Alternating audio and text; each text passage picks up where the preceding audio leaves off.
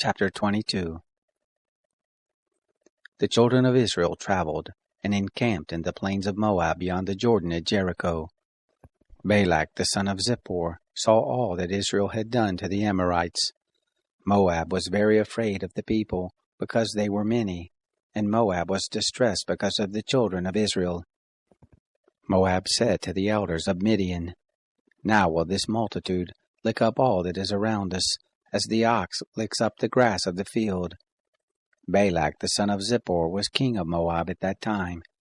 He sent messengers to Balaam the son of Beor, to Pethor, which is by the river, to the land of the children of his people, to call him, saying, "Behold, there is a people come out from Egypt, and they cover the surface of the earth, and they abide over against me. Please come now therefore and curse me this people, for they are too mighty for me. Perhaps I shall prevail that we may strike them, and I may drive them out of the land. For I know that he whom you bless is blessed, and he whom you curse is cursed." The elders of Moab and the elders of Midian departed with the rewards of divination in their hand, and they came to Balaam, and spoke to him the words of Balak. He said to them, "Lodge here this night, and I will bring you word again, as the Lord shall speak to me." And the princes of Moab abode with Balaam. God came to Balaam and said, "Who are these men with you?" Balaam said to God, "Balak the son of Zippor, king of Moab, has sent to me, saying, Behold, the people that has come out of Egypt, they cover the surface of the earth. Come now and curse them. Perhaps I shall be able to fight against them, and shall drive them out." God said to Balaam, "You shall not go with them. You shall not curse this people, for they are blessed." Balaam rose up in the morning and said to the princes of Balak, "Go back to your land, for the Lord refuses to give me leave to go with you."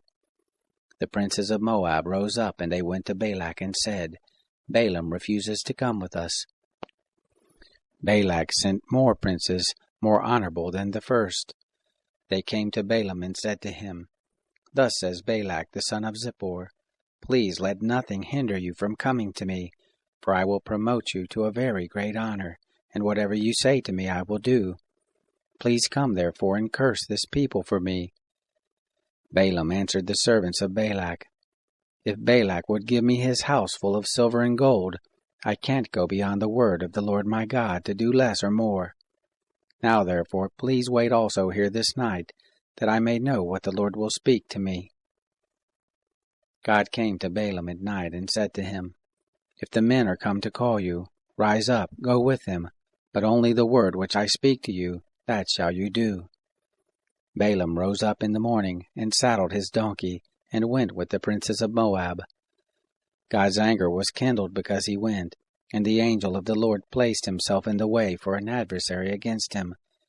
Now he was riding on his donkey, and his 2 servants were with him. The donkey saw the angel of the Lord standing in the way, with his sword drawn in his hand, and the donkey turned aside out of the way and went into the field, and Balaam struck the donkey to turn her into the way. Then the angel of the Lord stood in a narrow path between the vineyards, a wall being on this side, and a wall on that side. The donkey saw the angel of the Lord, and she thrust herself to the wall, and crushed Balaam's foot against the wall, and he struck her again.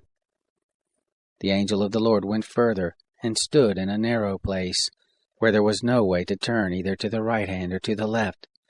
The donkey saw the angel of the Lord, and she lay down under Balaam.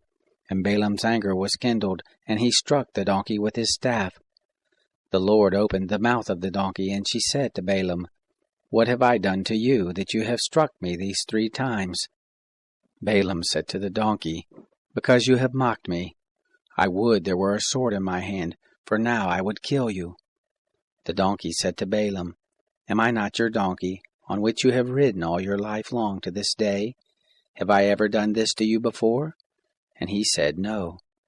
Then the Lord opened the eyes of Balaam, and he saw the angel of the Lord standing in the way, with his sword drawn in his hand, and he bowed his head, and fell on his face. The angel of the Lord said to him, "Why have you struck your donkey these 3 times? Behold, I have come forth as an adversary, because your way is perverse before me, and the donkey saw me, and turned aside before me these 3 times.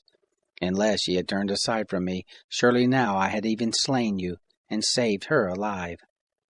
Balaam said to the angel of the Lord, I have sinned, for I didn't know that you stood in the way against me. Now therefore, if it displease you, I will go back again. The angel of the Lord said to Balaam, Go with the men, but only the word that I shall speak to you, that shall you speak. So Balaam went with the princes of Balak. When Balak heard that Balaam was come, he went out to meet him to the city of Moab, which is on the border of the Arnon, which is in the utmost part of the border. Balak said to Balaam, Didn't I earnestly send to you to call you? Why didn't you come to me? Am I not able indeed to promote you to honor? Balaam said to Balak, Behold, I have come to you. Have I now any power at all to speak anything? The word that God puts in my mouth, that shall I speak. Balaam went with Balak, and they came to Kiriath Huzoth. Balak sacrificed oxen and sheep, and sent to Balaam, and to the princes who were with him. It happened in the morning that Balak took Balaam, and brought him up to the high places of Baal, and he saw from there the utmost part of the people.